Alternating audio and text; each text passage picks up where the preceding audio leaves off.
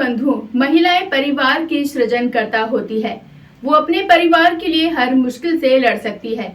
वो पूरे परिवार का ध्यान अच्छे से रखती है, परंतु जब खुद का ख्याल रखने की बात आती है तो अपने लिए बेपरवाह हो जाती है, क्योंकि महिलाओं को अपने लिए समय नहीं है और स्वास्थ्य के प्रति तो बिल्कुल भी नहीं। लेकिन महिलाओं को इस ओर ध्यान देने की ज्यादा जरूरत है कि सबसे पहले खुद के स्वास्थ्य का ख्याल रखा जाए। पौष्टिक आहार का सेवन करें जिससे कि वे स्वस्थ रहें और पूरे परिवार को भी स्वस्थ रखें। तो चलिए जानते हैं डॉक्टर मीनाक्षी जी से कि महिलाओं को किन किन समस्याओं का सामना करना पड़ता है। महिलाओं को स्वास्थ्य का ध्यान रखना क्यों जरूरी है?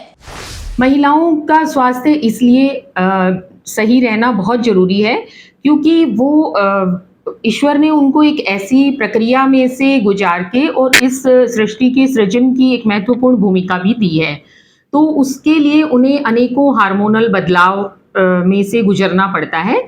तो जैसे एक बालिका जन्म लेती है तो बालिका कहते हैं नींव अगर मजबूत होगी तो उसके ऊपर इमारत भी बुलंद बनेगी। तो अगर बालिका का बचपन से ही खान पान, पोषण और उसके मानसिक और शारीरिक दोनों तरह के विकास पर हम ज़्यादा ध्यान देंगे तो अगली पीढ़ी का निर्माण अच्छा होगा।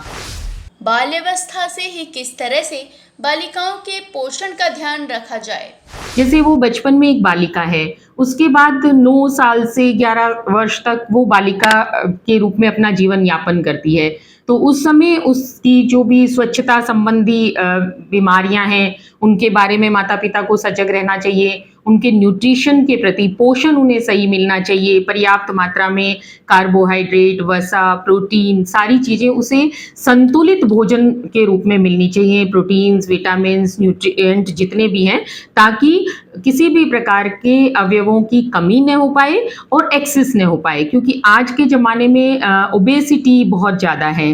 चाइल्डहुड ओबेसिटी जो है, अगर वो बचपन में महिला अगर बच्ची मोटी हो जाती है तो वो आगे एक मोटी महिला के रूप में ही समाज में अपना उस आगे की अवस्था में कदम रखती है। तो उससे अनेकों हार्मोनल इशू पनप जाते हैं। बच्चियों के खान पान का क्यों ज्यादा ख्याल रखना पड़ता है?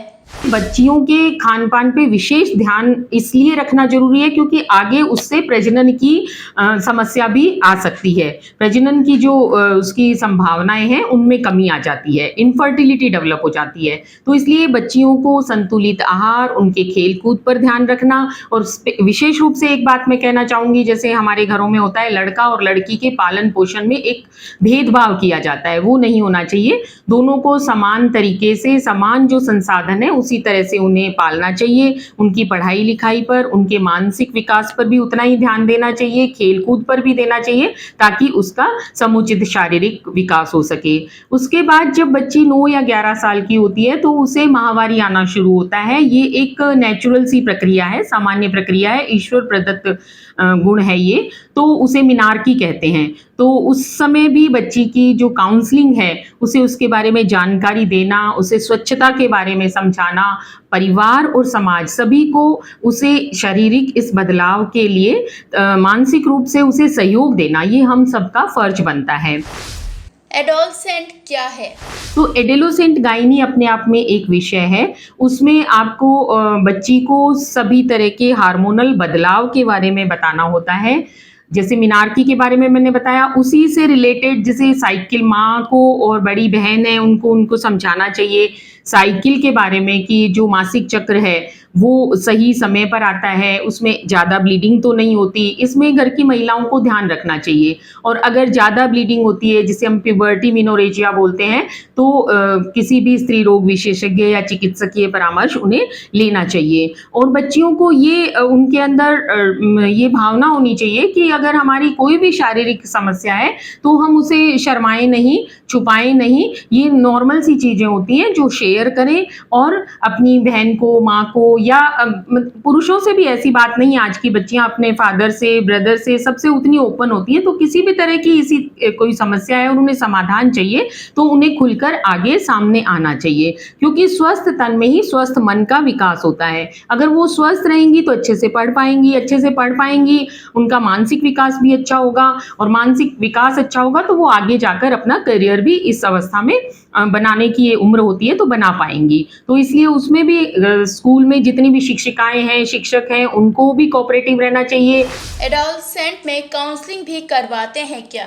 एडोलेसेंट गायनी की समस्याएं होती हैं, वो हार्मोन्स की वजह से मानसिक भी होती हैं। कई बार चिड़चिड़ापन होता है, मन में एक अजब तरह की अपने आप को लेकर के कुछ ऐसी भावनाएं होती हैं। तो बच्चों से उस टाइम काउंसलिंग करना बहुत इंपॉर्टेंट होता है। वो करियर निर्माण का भी उनके ऊपर दबाव होता है, तो इस जो अवस्था को भी बहुत अच्छे से कैरी करना चाहिए। बाद में बच्चे अपना करियर बनाते हैं और आज की जो महिलाएं हैं वो करियर अपना अच्छा बनाती हैं और आर्थिक भागीदारी भी उनकी परिवार में, समाज में, देश में है। तो उनके करियर को, उनकी सेल्फ रिस्पेक्ट को हमारा फर्ज बनता है, समाज का फर्ज बनता है कि उतनी ही समानता से देखें जितना कि पुरुष के करियर को देखते हैं।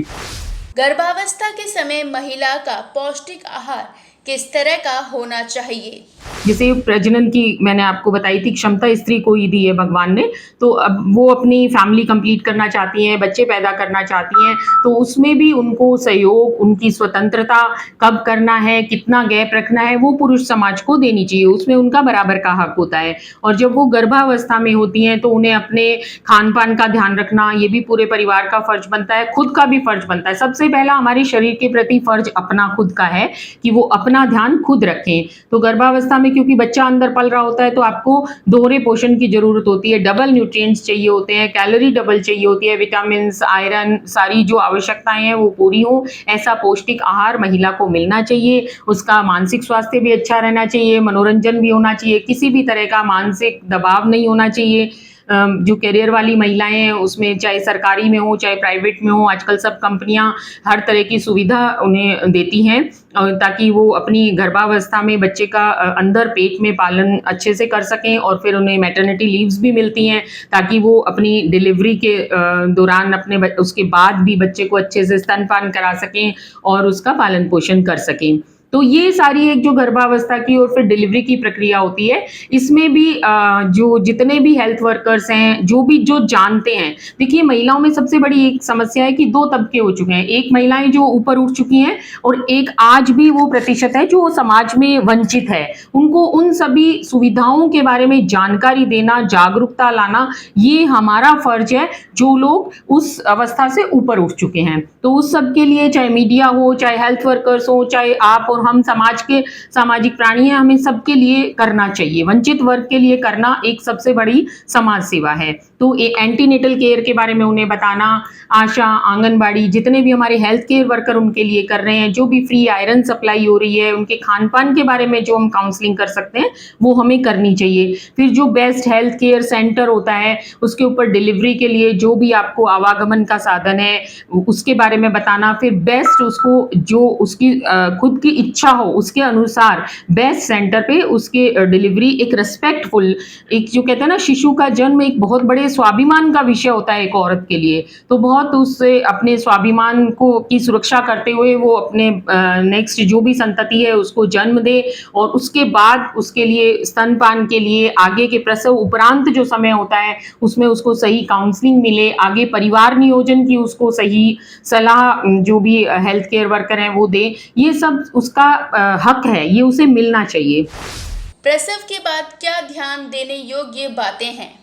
उसके बाद का जो पीरियड आता है वो उसके खान पान के लिए सबसे बड़ी जो कमी होती है, फिर बच्चों का लालन पालन करती है, करियर भी अपना संभालती है, घर परिवार वालों की जिम्मेदारी भी संभालती है, तो वो अपने ऊपर ध्यान नहीं दे पाती। उसमें एनीमिया है, खून की कमी हो जाती है क्योंकि माताओं की आदत होती है सबको खिला दिया, बाद में खुद खाने बैठे जो बचा कुचा है या समय का अभाव है तो अपने ऊपर ध्यान नहीं दे पाती। तो उनको हरी सब्जियां, पौष्टिक जितने भी जिनसे हमें आयरन, प्रोटीन, कैल्शियम भरपूर मिल सके ऐसी चीजें, डेयरी प्रोडक्ट्स हैं, खुद भी खानी चाहिए। महिलाओं को किस तरह का आहार लेना चाहिए? एक मानसिक तनाव आज के महिला में बहुत ज्यादा है क्योंकि उसके ऊपर दोहरी जिम्मेदारी है। घर तो वो संभालती ही हैं उसके अलावा वो करियर में भी अपना सहयोग देती हैं। फिर बच्चों के करियर निर्माण में भी वो अपना फुल पोटेंशियल डालती हैं। अपनी महिला एक बहुत कहते हैं ना जिम्मेदार व्यक्तित्व होता है, तो वो अपना सब कुछ 100% देना चाहती है। तो वो फैमिली, बच्चा और अपना करियर सब में फुल पोटेंशियल के साथ अपनी भूमिका निभाती हैं। तो उनको मानसिक तनाव की बहुत बड़ी समस्या है। तो उसके लिए मैं सभी महिलाओं को कहना चाहूँगी कि ठीक है, आप सबके लिए करो, लेकिन अपने लिए थोड़ा ज़रूर करो। आप चाहे अपने लिए दिन में आधा घंटा भी निकालो, एक अपने साथ बैठो, अपनी मी टाइम जिसे बोलते हैं, चाहे आप गार्डनिंग कर रहे हो, चाहे आप एक्सरसाइज कर रहे हो, योगा कर रहे हो, अपनी मनपसंद आप म्यूजिक सुन रहे हो, किताब पढ़ रहे हो, एक अपना टाइम, पर्सनल टाइम आप जरूर निकालो। और इस समय भी परिवार वालों की, समाज वालों की, सबकी भूमिका होती है कि वो एक महिला के सेल्फ रिस्पेक्ट की केयर करे। मोनोपॉज क्या है?